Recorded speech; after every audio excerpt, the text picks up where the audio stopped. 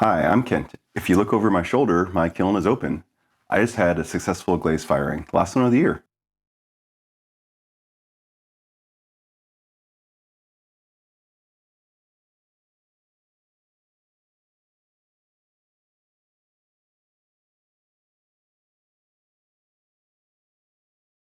I decided to go ahead and empty my shelves of all of the pots. I've got a couple left that I need to mix up a special glaze for, but those will have to wait for next year.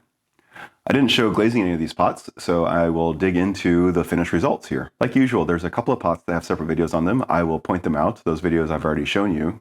However, most of these pots I do not have videos on. I'll walk you through those here in more detail. So here is my collection of pots. You can see there's lots of shades of green this time. There's actually two different green glazes I used. So very quickly, I will touch on the pots that I have separate videos on, so you can go and check out those videos if you haven't seen them already. So I made a few coasters that I put glass on and had the glass melt and fuse, and it definitely crazed like I was expecting.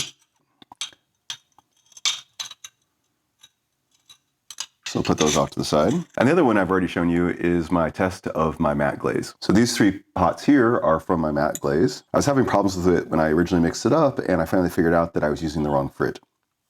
So this one here is just the base glaze with no colorant in it.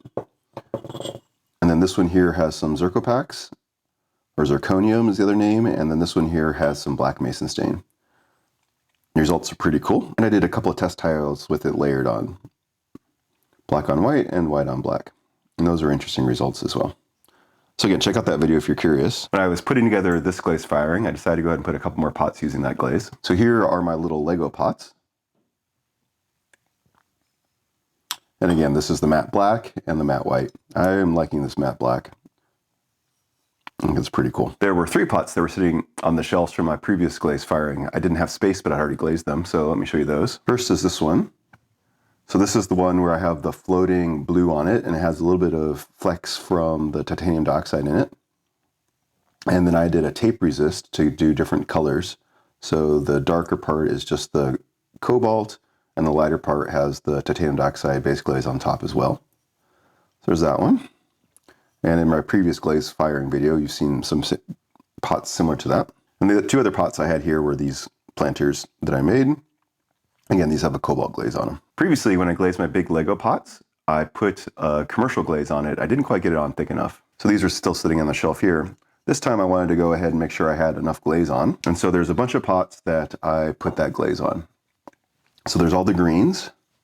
This glaze does like to run. Several of them got very close, and a few unfortunately got past the bottom. So here's a small kind of bulb planter.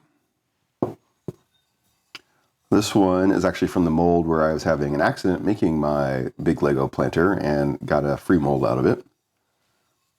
This one dripped and just barely didn't make it, so got lucky there. There are two more that have this green glaze on it, and these ran a little bit, so there's a little bit of kiln shelf stuck to the bottom of this, so I'm going to have to grind or sand that off. I really do like this glaze. It's really cool. Although super runny, so I need to be very cautious of that. So those are the greens, and then there's a similar blue. So here are the small Lego pots that I did.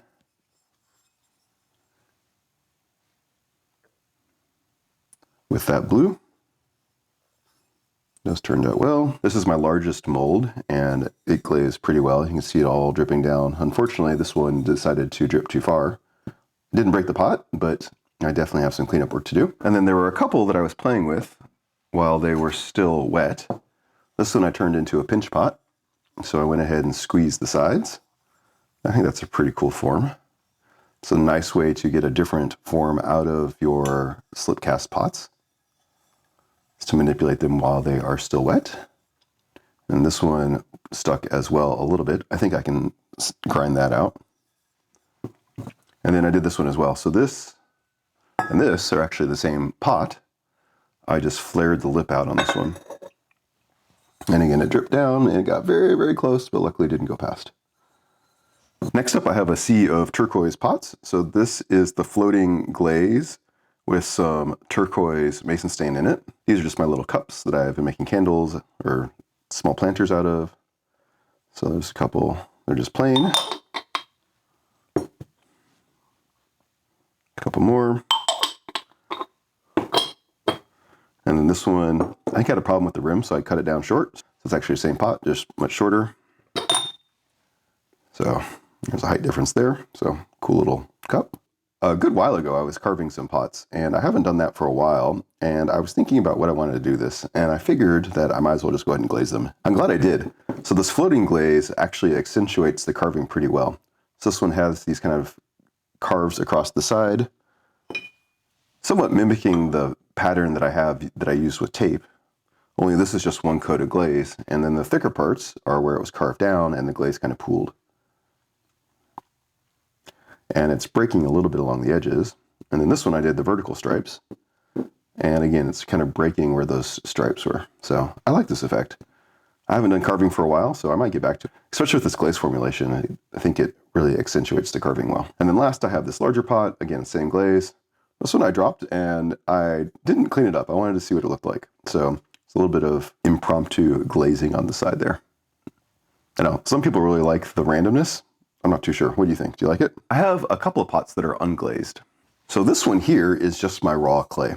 And I am surprisingly liking this. So this one was actually greenware when I put it in. I've never fired a pot straight from greenware into the final pot. So obviously it was bone dry and had been sitting for a while, and it turned out pretty smooth. I did a little bit of sanding on this one already, but actually I like the surface finish of this one. I am pleasantly surprised. I've been thinking more about getting into colored slip, and I think this may push me over the edge. I like the surface finish. One of the reasons I've been resisting that is I don't really like the surface finish of raw clay all the time, but this one actually turned out really well. I think with a good mold that's nice and smooth, I can wind up with a surface finish that I really like.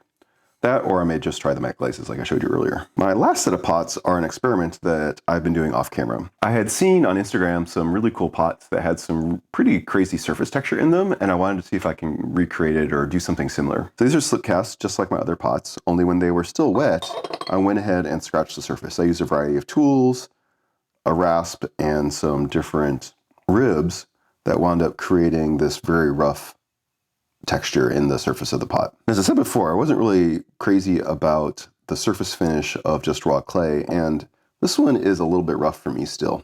I might be able to sand this down and get it to a texture that I like, but we'll see. However, the resulting effect, this kind of pattern in the pot itself, I think is really cool.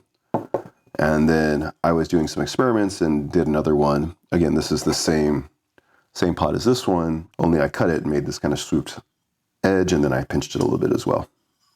So I like the form of this, and I think from far away it's going to look really cool. It's not really meant to be handled, but again, this will be a planter, so it's probably not going to really matter. In some previous glaze firings, I actually did some other tests with this same pattern. So the first one I did was this cup, actually. Believe it or not, it has the same carvings in it, but they almost completely disappeared. You can see faint hints of them, but for how rough the surface was, the glaze really did smooth things out a lot. So I've been a little bit curious about how smooth my pots need to be if I'm going to glaze them, and the answer seems to be not very. It looks like the glaze will actually cover up a lot of these imperfections in the surface. I was really shocked. So the next question was, could I glaze this in a way that the pattern wouldn't disappear? This one I applied black underglaze, so it got down into all the cracks, and then I took a sponge and wiped most of it off. I then glazed it using the same glaze. So you can see the pattern showing up a little bit better, and it has a smooth surface, although it still wasn't quite the effect I was going for. I really was going for something more like this. So I might spend a few minutes sanding this one up, and we'll see how it turns out. So there you have it, my last glaze firing of the year. I will need to clean these pots up a little bit. Some of them had some rough spots in them that will need to be sanded out. What do you think of these pots? Which ones do you like the best? As always, if you have any questions or comments, let me know. Thanks.